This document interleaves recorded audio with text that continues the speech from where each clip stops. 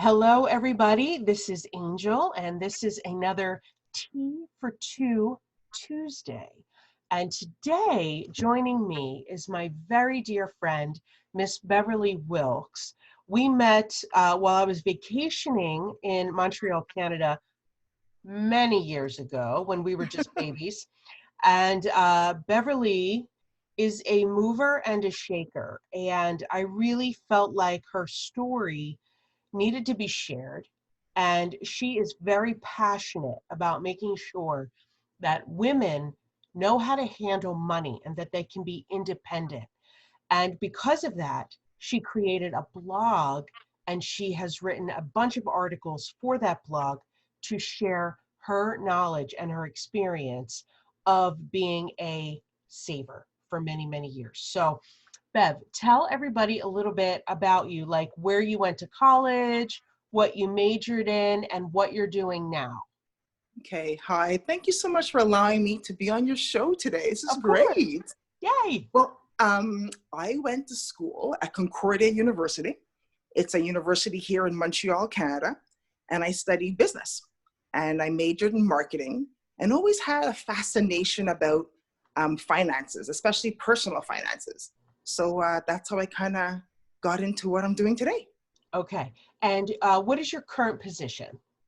So I work for a super cool company called Genetech. We are a software company in the security industry.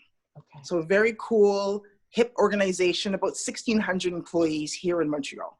That is fantastic. And you're the head of marketing. I am. I run marketing for the Americas. So really a lot of work, a lot of fun. You know, different geographies bring different challenges, different cultural differences that we have to adapt to. But every day I learn something new and work with really great people. Yes. And Beverly kills it. Like she works all the time. She's always working. Like she had to schedule me in for this interview today. So what I would like to hear is what is the name of your blog and why you felt so passionate about sharing your knowledge about money for women? Thank you. So the blog is called Bacon and Heels. You get it? Bring home the bacon, wearing heels, looking good while you're bringing home the bacon. And the idea came to me a couple of years ago. A friend of mine called me and had a really bad situation with her boyfriend at the time. And she needed to find a new place to live. So when I asked her, after the crying and the tears and a couple bottles of wine, how much money she had in her bank account, she told me $65. And it struck me at that moment because she didn't have enough money, one, to move out, two, to get a lease, three, to move. Right. And it got me thinking about, well, how did she get to that point? And her response was, I traveled the world. And she did. She's been absolutely everywhere. Iceland, Greenland, all across Africa, Southeast Asia, Europe, across the Americas, and was living. And I thought, well, there's got to be a balance there. How do you balance between getting what you want to fill your soul in terms of travel or whatever else you want, at the same time, have a little bit of money put aside? And then I started crafting some ideas about what we could be talking about when it comes to women and money. And that's how Bacon and Heels was born. That's awesome. And about how many blogs have you written on Bacon and Heels? I have about 25 up, and I have another 40 that I banged out a couple of weeks ago. It was a rainy, snowy day here in Montreal. I had all my chores done. Everything was done. I was inspired rather.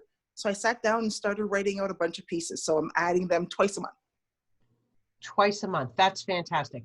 And so it's baconandheels.com. Mm-hmm. Okay, great. And you're also, I pulled Beverly kicking and screaming to open an account on Instagram. And that is Bacon and Heels as well. And so we're working on ways to have her let you know when a new blog is posted, just so that you can be alerted to when they're coming. So after you helped your girlfriend and probably shook her, because I know for myself, a family member was destroyed financially by a boyfriend, and another one as well. And I pretty much grabbed her by the shoulders and shook her and said, "How dare you let this happen to you again?" You know, and so, and I know a lot of women, they don't put themselves first. They take care of this person, they take care of that person, they put the kids first, they do this, they do that. So, you know, what 2 tips would you give if you were chatting with a girlfriend at Yes. coffee and she said to you, "Beverly, where can I start? I don't even know how to start saving money."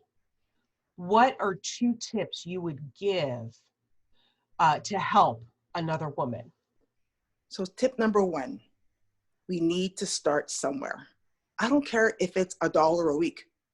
I want you, ladies all over the world listening to this podcast, I want you to think about, what is the one area that I could save? What is the $1 number I could save? Could it be $5 a week? Could you maybe skip one day lunch out, bring in a box lunch, take that $5 and save it? And here's what I want you to do. You could start with something small and then raise up as you move along. So if you start with $5 a week, 5 by 52, at the end of the year, there's a little bunch of money that you have. As you get more used to doing $5, start with 10, go to 20, go to 30, go to 40, at a point where you then have money for you. Yeah. And I think one thing that I like, and we've heard it before, it was called pay yourself first. Mm-hmm. People always say, "Oh, I got paid today." So it's the first of the month. I got to pay rent. I got to pay utilities, my cell phone bill, the car payment. And all those things are true, right? You have to live, you need shelter. Right. But I like you to do a little twist. You get paid first. So when I get paid, we get paid like everybody else, maybe every 2 weeks.